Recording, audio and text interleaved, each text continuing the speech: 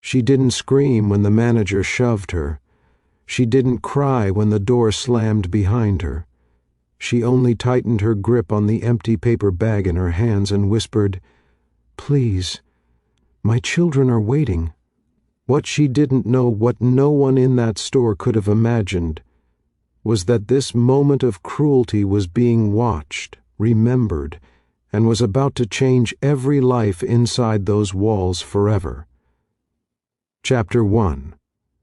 Maribel Henshaw had learned how to ask without sounding like she was begging. Hunger had trained her voice to stay calm even when her heart was shaking.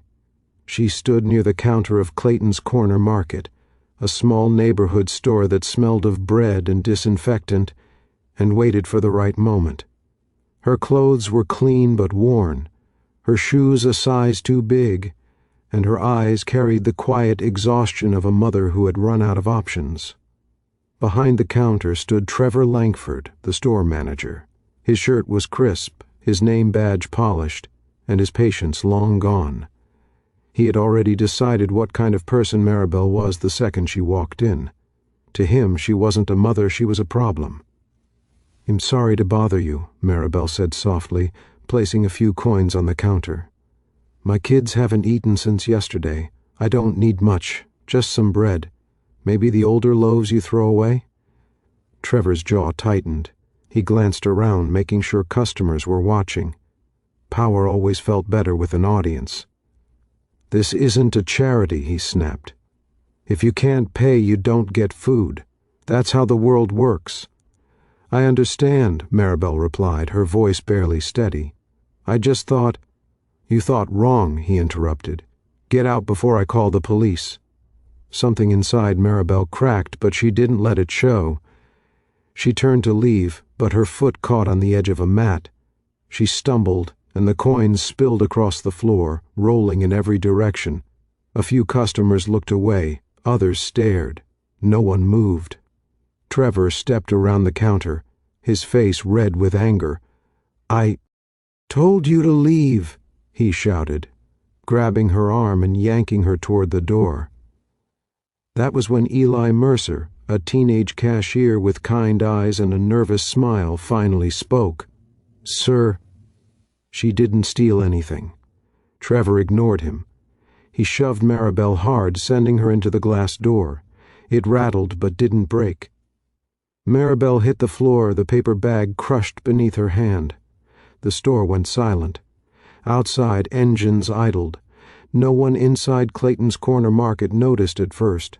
The sound blended into the noise of the street, but then it grew louder, deeper, stronger. One engine, then another, then many. Maribel pushed herself up slowly, her arm throbbing. Trevor stood over her, breathing hard. "Get out," he hissed. The door opened. A man stepped inside, tall and broad-shouldered, wearing a leather jacket marked with a silver emblem. His hair was streaked with gray, his face calm but serious. Behind him came more men and women, all dressed similarly, all silent. Trevor froze. "We're busy," he said, trying to sound confident. "You can wait outside." The man didn't respond.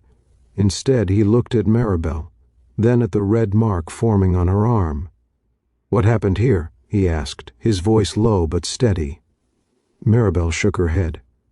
"It's okay," she said quickly. "I was leaving." "It didn't look okay," said another biker, a woman with sharp eyes and a scar near her eyebrow. "Her name was Rowan Pike, and she missed nothing." Trevor puffed up. "She was causing trouble. I handled it." The first man took a step forward.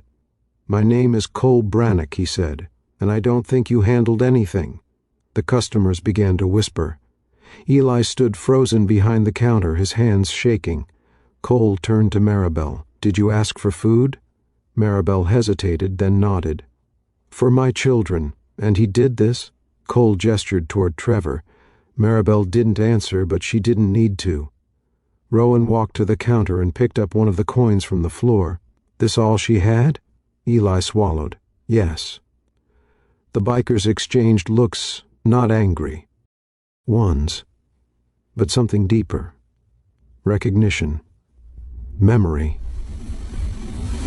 Cole reached into his jacket and placed a thick roll of cash on the counter. "Bag up food," he said. "Enough for her family. Fresh food." Trevor laughed nervously. "You can't tell me how to run my store." Cole leaned closer, his eyes cold. "You already did." One by one, the bikers pulled out phones. They had recorded everything, the shove, the shouting, the fall. Rowan uploaded the video with a simple caption, "This is how hunger was treated today." Trevor's face drained of color. "You can't, we can," Rowan replied, and we did. Within minutes, comments poured in. Shares multiplied. The store's reputation collapsed in real time. Cole turned to Maribel. "What are your children's names?" "Lucas and Brielle," she whispered. He nodded. "They won't be hungry tonight." The bikers filled bags with groceries, bread, milk, fruit, warm meals from the deli. Cole handed Maribel the bags himself. Trevor tried one last time. "Your band," he snapped weakly. Cole smiled without warmth.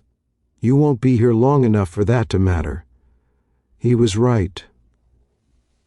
2 days later, Trevor Lankford was fired. The store's owner issued a public apology. Clayton's corner market closed for a week under investigation. But the story didn't end there. Maribel was invited to a community event organized by the bikers, who called themselves the Iron Haven Riders. They weren't criminals. They were veterans, workers, parents, people who had once been hungry too. Cole introduced Maribel to his sister, Dana Brannick, who ran a local outreach center. Dana offered Maribel a job, flexible hours, and childcare support. Months later, Maribel stood in the same neighborhood, this time wearing a confident smile. Lucas and Brielle laughed beside her, holding ice cream cones. Eli Mercer left the store after it reopened. He joined the outreach center too, inspired by the day he saw silence break. And the video? It became a reminder shared across cities, not of bikers, not of violence, but of what happens when cruelty meets courage. Maribel never forgot the moment she asked for food and was treated like nothing.